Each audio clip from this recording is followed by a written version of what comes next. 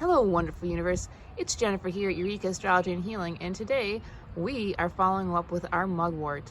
This is video 2, and so this is an intermediate stage of the plant, and as promised, we're going to be talking about medicinal uses. And I just want to give you a little tour of the plant here. So it's about 3 or 4 feet tall, and we're going to get a little bird's eye view here. You can see, if you're getting close, it's kind of fuzzy there in the leaves where they're just coming out and growing. You'll definitely see more downiness as it gets taller. And then let's take a little look at the stalks here. There's a little purple veining that I like to just kind of point out here. Again, I think talking about the nervous system, whenever I see purple, I think of the nervous system as something that this plant may potentially affect.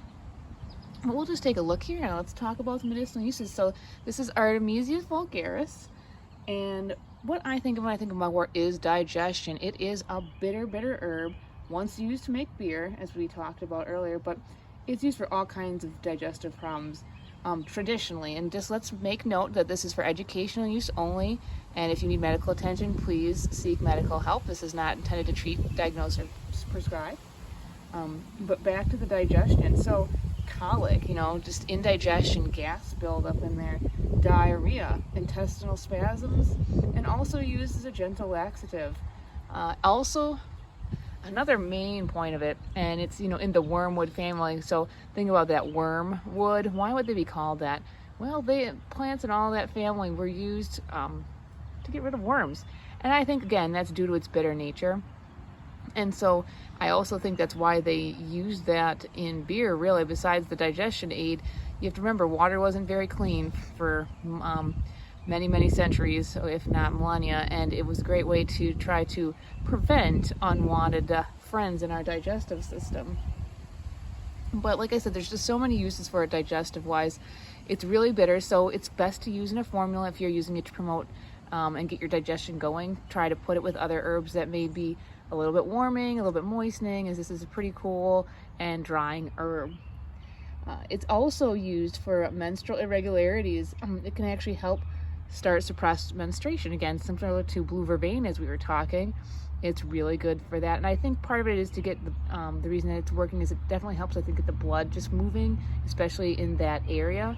And it's interesting, where I work, someone came in once, and it's a young woman, and she was using it, I think, to help with dreaming and psychic visions.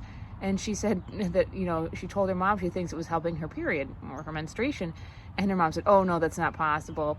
And I said, "Absolutely, that is actually what this plant is used for." And so it's interesting how people find their ways to plants, and then for whatever reason, and they find the extra benefit and uses of them.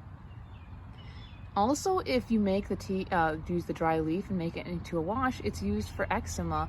I don't know if this will work for every case. Eczema is very complicated, but it's definitely worth a try.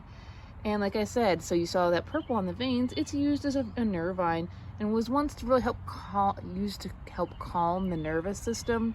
I mean, I don't want to go into too much detail and talk about conditions, but let's just say it helped kind of steady the nerves and steady the body. And much like blue vervain as well, it was used as a diaphoretic, meaning to help break a sweat so that you can, get along with your sickness, break the fever, make the fever, right? And with that, I think that's all I'm going to talk about it today. It's just such a beautiful plant, and right now I'm just looking at it, and the leaves are just glowing, and let's just zoom in on that. That's how awesome that looks. I mean, what a beautiful plant, and it has more uses for certain. These are just some of the basics, and really some of the strong key points to know about it. And I, invite you to explore this plant yourself.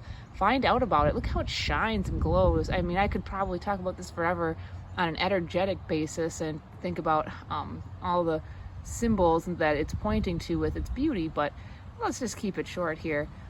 If you like what I'm doing, hit like, subscribe, check out my website. I do herbal consultations, I do astrology consultations, and I do teaching. May the plants ground you and the stars guide you. Ciao for now.